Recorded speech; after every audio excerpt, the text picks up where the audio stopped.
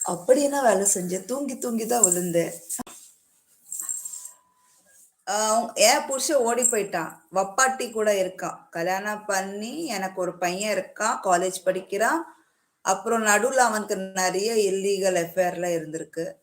அப்புறம் இப்ப ஏதோ ஒரு வப்பாட்டி ஃபெசிலிட்டிஸ் கொடுத்தாங்கன்னா, தங்க, சாப்பாடு எல்லாம் கொடுத்தானா, அங்க குழந்தை கொடுத்துட்டு அவங்கள்ட்ட காசு வாங்கி அப்படியே காலத்தை ஓட்டுறான். அந்த பெண்கள் பிரச்சனைல இவனை பத்தி தெரிஞ்சா கம்ப்ளைண்ட் கொடுக்க மாட்டாங்க.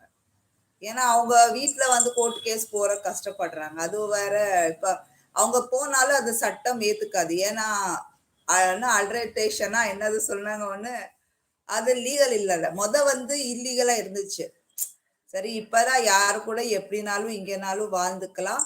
கம்ப்ளைண்ட் பண்ணோம்னா ஒய்ஃப் தான் பண்ண முடியும், இல்லைன்னா ஹஸ்பண்ட் பண்ண முடியும். இல்லைன்னா அப்படியே விட்டுற வேண்டியதுதான். நான் கம்ப்ளைண்ட் கொடுத்துருக்கேன், விசாரணை நடக்குது. ஸோ